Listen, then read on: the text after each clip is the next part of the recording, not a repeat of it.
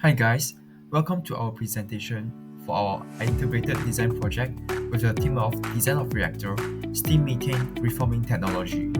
And this is done by our group 8. These are my beloved team members. This IDP project couldn't be done without their support and assistance. First is me, my name is Lim Yong Han, and second is Lee Sean Tek, next is Silas, and Christina, and also the last member is Nur Haikal. In this presentation, we'll be having 5 sections to discuss. The first is the introduction of this IDP project. The second is the catalyst selection and amount of catalyst required. Third is the reactor and process design and also involves some calculations. And the fourth one is the future of the catalytic process. And the last is the conclusion done by our group members. First and foremost, steam methane reforming SMR is selected as the primary hydrogen production method, converting natural gas into hydrogen through highly endothermic reforming and the subsequent water-gas shift reaction. Then, the combined reaction, which is SMR and WGS, maximize hydrogen generations to meet the project target of 30,000 metric tons per year at 99.9% purity, forming the basis for downstream purification design. After that, the key factor include ensuring high operating temperature for catalytic activity, optimization flow patterns, achieving practical convection level, and providing sufficient heat transfer across the reactor bed. In this IDP project, we'll be focusing on the steam methane reforming technology, which involves 2 reactions. The first one is the steam methane reforming reactions, and the second one is the water-gas shift reaction.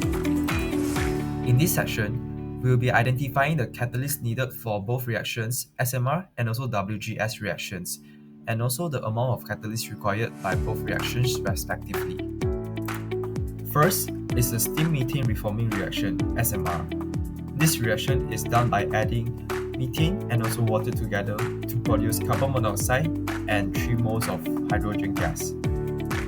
In our IDP project, we assume that this reaction is done under 1173.15 Kelvin temperature and also 15 bar pressure. The chosen catalyst for this reaction is nickel mixed with aluminum oxide. The reason for us to choose this catalyst is because it has good active site, high thermal and chemical stability, strong metal support interaction, and also large surface area. We have also done calculation to determine the catalyst amount, which is 0.6075 kg. Second is the water-gas shift reaction, WGS. This reaction occurs simultaneously with the SMR reaction, and it is done by adding carbon monoxide produced by the SMR reaction with the water to produce carbon dioxide and also hydrogen gas. This reaction works under 700 Kelvin temperature and also 15 bar pressure, and hence it is counted as high temperature water gas shift reactions. Based on above scenario, we have chosen the catalyst as iron trioxide based with chromium oxide promoter.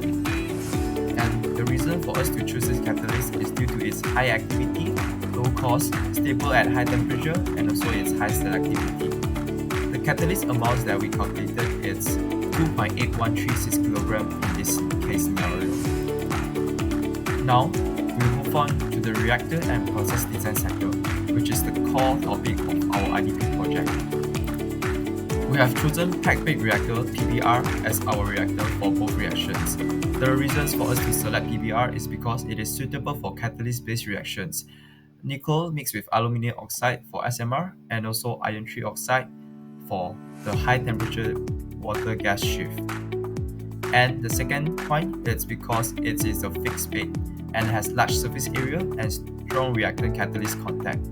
The third point is because of the high conversion and also high hydrogen yield can be produced through using PBR as our reactor.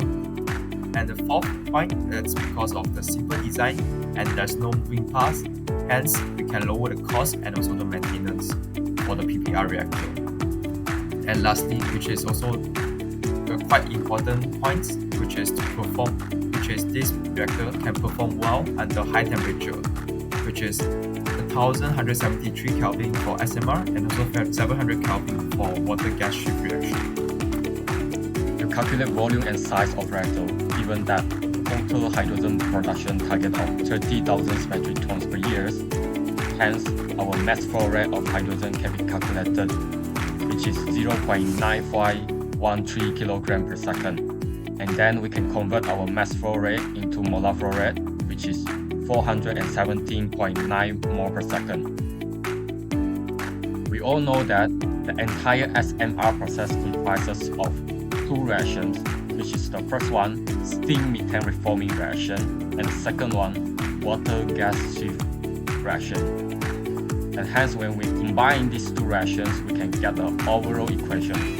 When we see the ratio of methane to hydrogen gas from the overall equations, we can get a ratio of 1 to 4, and hence we can calculate our molar flow rate of methane, which is 118 mole per second.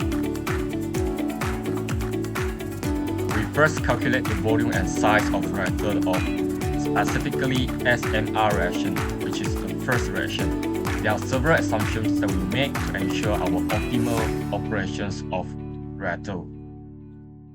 In order to calculate our initial total volume, we need to calculate first our initial total molar flow rate, which is 495.6 mole per second.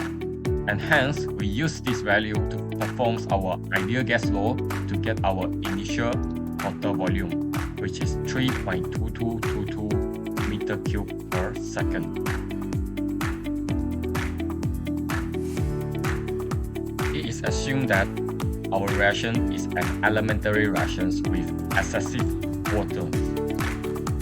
So we know that our reactions will be a first order reaction. And then in order to calculate our reaction rate constant, which is the K, performs the Arrhenius equations by referring to our reference to get the A values and the activation energy values. Lastly, we will perform our mole balance for packed bed reactor.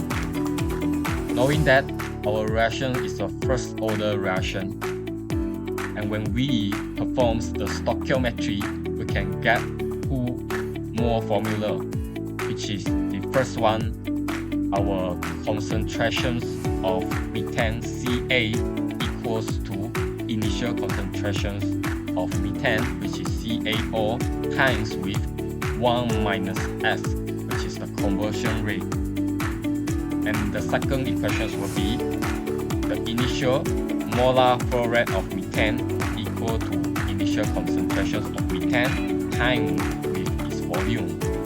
So when we combine all these formula together and we map weight of catalyst as a subject, we can hence evaluate the weight, which is the value. Then it comes out with a 0.6075 kilogram.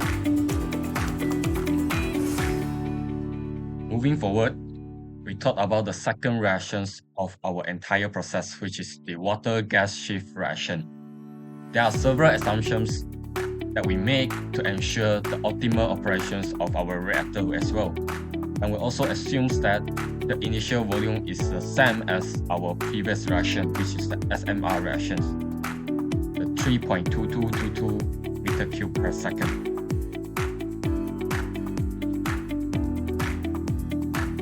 Same as our previous reaction, this reaction is assumed to be in the first order. And by referring to our reference findings, we can get our A values and the activation energy, and then we can perform our Arrhenius equations to find our reaction rate constant, which is 2.1726 times 10 to the power of 3 meter cube per gram per second. Lastly, similar to the previous reactions, we need to perform our mole balance of our packed reactor as well.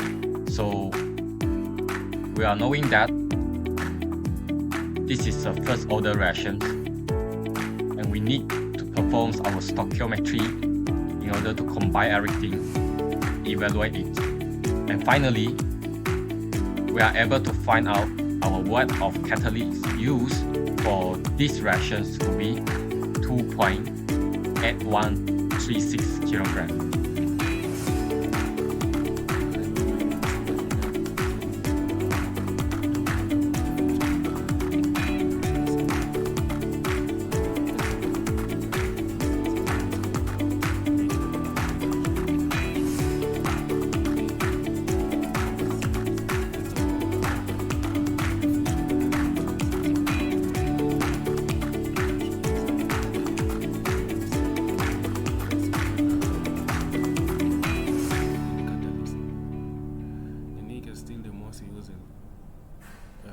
It's still the most used catalyst because it works well, it's cheap. New materials are better and unique, so this will be better, lasts longer, and it does not build up carbon. Mixing with other metals like or copper also reduce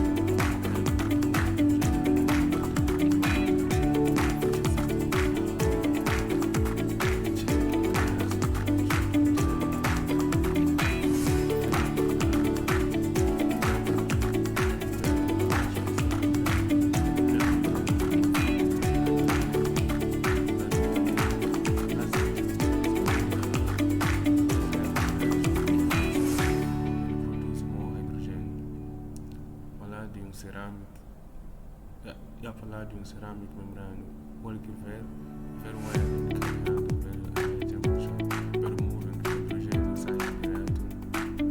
The system reduces CO and CO2 and make purification easier. Thank you for everything.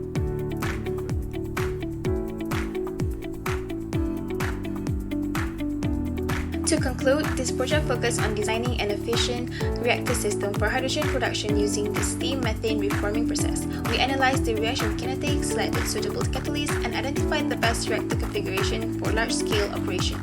Nickel sport alumina was chosen for the reforming step due to its high activity at high temperatures, while iron oxide was selected for the water-gas shift reaction to maximize hydrogen yield. We also determine optimal operating conditions such as temperature, pressure, and steam-to-carbon ratio to ensure high conversion and minimal byproducts. The pack-based reactor was selected as the most suitable design because of its strong heat resistance and high catalyst efficiency.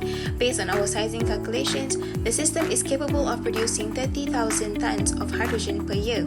Overall, this reactor design provides a strong and practical foundation for efficient and scalable hydrogen production.